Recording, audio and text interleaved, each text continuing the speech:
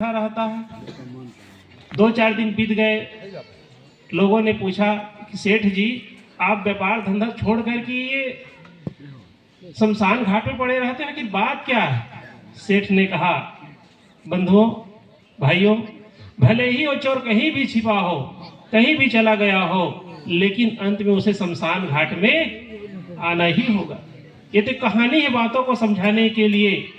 भाव यह है, हम कहीं भी मथुरा चल दे, वृंदावन चल दे, काशी चले जाएं, देश विदेश घूम ले, लेकिन हमारी अंतिम यात्रा कहाँ है?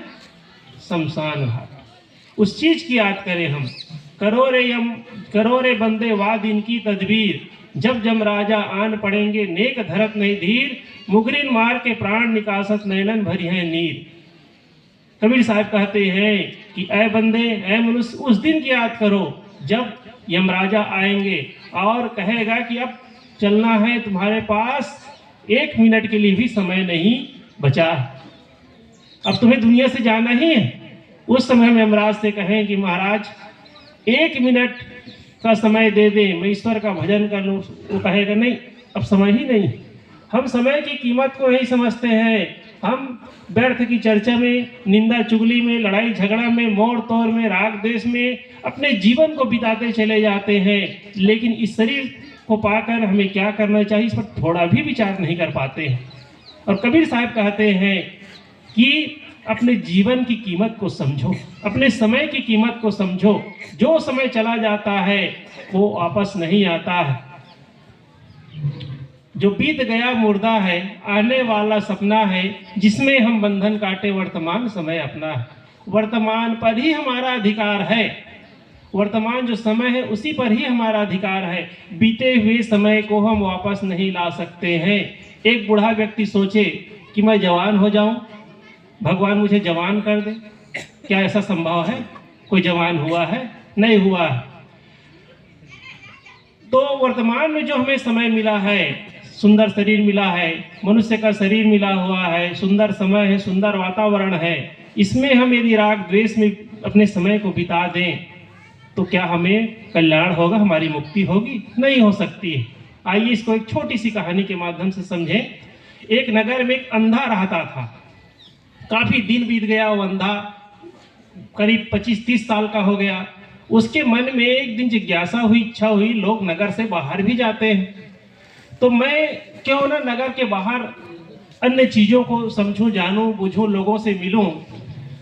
तो एक दिन अपने लोगों से कहा कि भाई मैं नगर के बाहर की चीजों को भी महसूस करना चाहता हूं, क्योंकि देख तो सकता नहीं था, जाना चाहता हूं। आप लोग बाहर जाते हैं, मेरी मन में भी इच्छा है। लोगों ने कहा कि भाई ऐसा है, देखो नगर के चारों तरफ घेरा है, जिसे होता है ना, स्कूल के घेरा होता है, आश्रम में घेरा होता है, ऐसे ही उस नगर में क्या था, घेरा था। लोगों ने कहा तुम इस गली से जाओ, इस रास्ते से जाओ, आगे घेरा मिलेगा, दीवार मिलेगी, दीवार को पकड़े पकड़े चलना और जहां दरवाजा मिले वहां से बाहर हो जाना। अंधा ने कहा बहुत बढ़िया उपाय है, बहुत बढ़िया रास्ता, बहुत बढ़िया तरकीब है।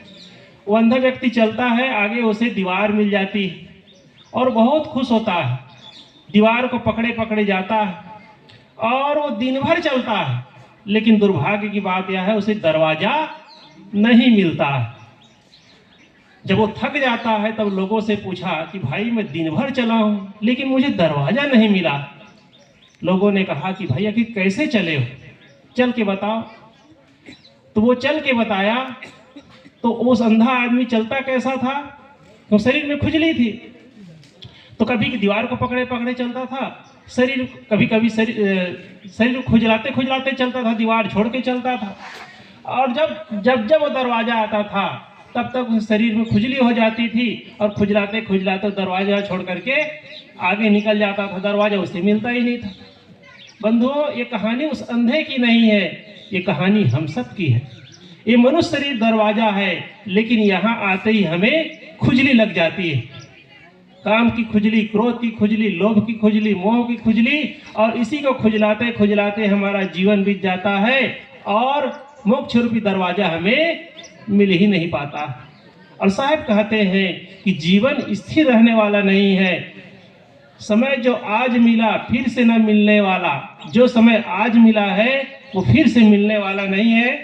इसलिए हमें चाहिए कि समय की कीमत को समझें, जीवन की कीमत को समझें, और संत महात्मा इसी का हमें उपदेश करते हैं। साहब कहते हैं जो दिन जाए सत्संग में, मैं अपनी बात को समेटना चाहता हूँ। साहब कहते हैं जो दिन जाए सत्संग में जीवन का फल सोए। जिस दिन हम सत्संग में जाते हैं उसी दिन हमारा सौभाग्य उदय होता है। कबीर साहब ने इसके लिए बहुत सुंदर साखी कही है। साहब कहते हैं कि संत मिलन को जाइए, संत मिलन को जाइए, तज माया अभिमान, ज्यों ज्यों पग आगे धरे कोटिन यज्ञ समान। सब काम करने की कला होती है, भोजन बनाने की कला होती है, कुछ लिखने की कला होती है, किसानी की अपनी एक कला होती है। कबीर साहब सत्संग में जाने की भी एक कला बताते हैं। वो कला क्या है? संत मिलन को जाइए, तज माया अभिमान। संतों से मिलने के लिए जाएं तो माया और अभिमान, अहंकार को छोड़ करके जाएं। अगर हम माया और अहंकार को छोड़ करके जाते हैं तभी हमें सत्संग से लाभ मिलता है। और अगर हम यहाँ हैं और हमारा घर ध्यान में है, हमारा जो विचार है, हमारी सोच है वो बाजार में है, तो होगा क्या? मन शरीर तो यहाँ है, मन बाहर है, तो हमें लाभ नहीं होगा। और अहंकार कि हम ऊंचे कुल के हैं, हमारी पढ़ाई लिखाई अच्छी है, हम धनी हैं, इस प्रकार से अहंकार है, तब भी हम संतों से ज्ञान लाभ नहीं ले सकते हैं। इसलिए कबीर साहब कहते हैं कि माया और अहंकार को छोड़ करके जाओ। इस प्रकार से जाओगे तो तुम्हें बहुत लाभ होने वाला है। तो मैं आप सबके बीच सदगुरु कबीर साहब के एक साखी, संत जीवन यौवन राजमद अभिचल रहे न कोय, जो दिन जाए सत्संग में जीवन का फल होए।